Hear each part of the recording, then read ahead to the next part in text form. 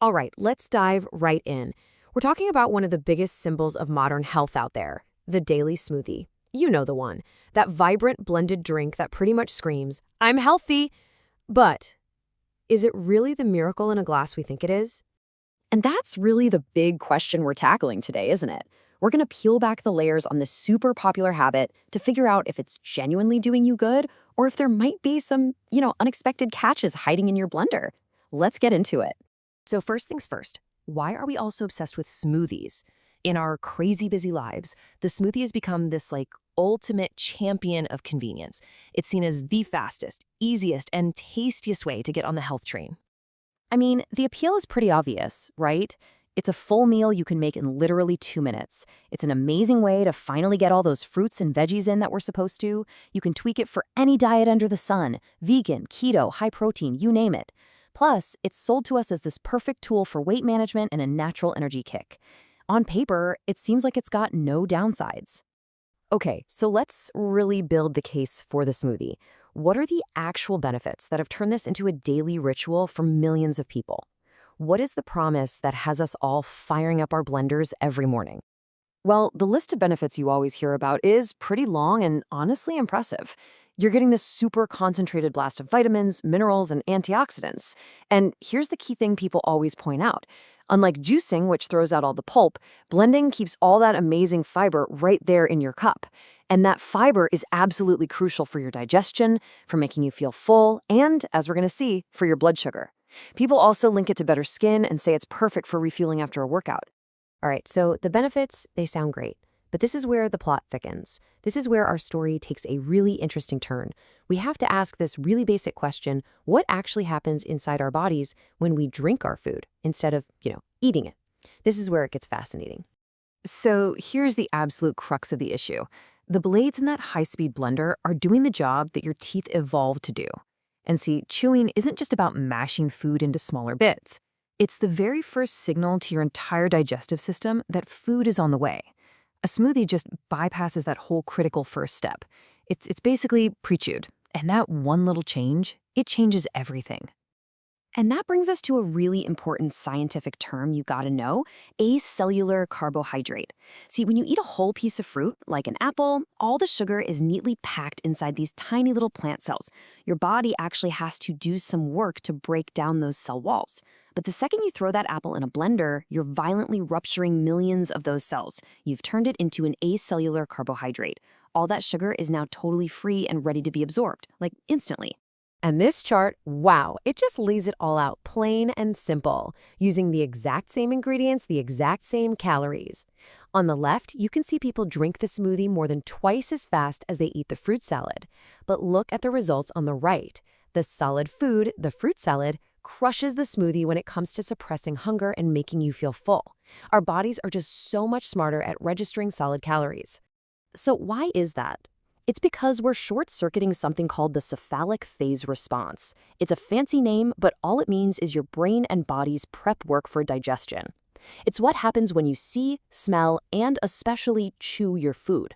Without that chewing, those critical signals, the ones that tell your brain, hey, get ready, food's coming, start feeling full, they're just way weaker. Your brain just doesn't get the memo that you've actually eaten a meal. And that biological mismatch, well, that leads us straight to the potential dark side of making a smoothie a daily habit.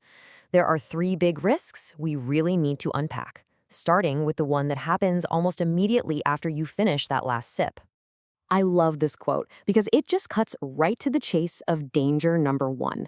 When we blend up a ton of fruit and set all that acellular sugar free, we're basically creating a sugar bomb in a glass. Sure, it's packed with vitamins, but from your bloodstream's point of view, it looks an awful lot like dessert. And that puts you on what you see here, a metabolic roller coaster. That flood of free sugar causes this massive spike in your blood sugar levels. In response, your body freaks out a little and releases a huge surge of insulin to clean it all up. And what follows that spike? The inevitable crash, maybe an hour or 2 later, leaving you tired, foggy, and, ironically, hungry all over again. It's a cycle that can totally sabotage your energy for the day. Okay, now for danger number 2. And honestly, this is the one most people have never even heard of. We all think that when it comes to healthy greens, more is always better, right? Just pack them in. Well, it turns out that chugging huge quantities of the exact same raw greens day after day can actually lead to a buildup of certain plant compounds that aren't so great in high doses. So, we're talking about three main culprits here. First, oxalates. They're super high in popular smoothie greens like spinach and can actually contribute to the formation of kidney stones. Then you have goitrogens, which are high in raw kale, and they can mess with your thyroid function. And finally, there's thallium, a heavy metal that plants like kale can pull up from the soil, which can then accumulate in your body over time. And just look at these numbers. It's not even close, is it? A single cup of raw spinach can have over 650 milligrams of oxalates. Now compare that to kale or arugula, which have less than 10. Now the point here isn't that spinach is evil. It's about understanding that the dose makes the poison and variety is your best friend. So after hearing all of that, you might be thinking, great, should I just toss my blender in the trash? And the answer is no, absolutely not. But it does mean we need to be a whole lot smarter about how we use it. So that brings us to the good part, the solution. The playbook for how to build a smoothie that gives you all the benefits without the risks. Here it is, the 5-step playbook for a truly balanced smoothie. 1. Start with a base that isn't fruit juice. Think water or unsweetened nut milk. 2. Stick to just one serving of a low-sugar fruit like berries. 3. Add your veggies, and please rotate them. Don't use spinach every single day. And then 4 and 5, these are the real game changers. You have to add protein and healthy fat. They're absolutely essential for slowing down that sugar absorption, stopping the crash, and actually making you feel full for hours. So really, what's the big idea here? It's simple. The goal is to shift your smoothie's whole identity from something that acts like a fruit juice in your body to a genuinely balanced liquid meal that has the protein, fat, and fiber to give you stable energy and keep you satisfied. And all of this brings us to our final thought. The whole smoothie phenomenon really forces us to think a little deeper about our relationship with food. It's more than just a convenient breakfast. It's a totally different way of consuming our nutrients. So I'll leave you with this question to think about. Our bodies have spent thousands and thousands of years developing this incredibly complex system of signals tied to the physical act of chewing and eating whole foods.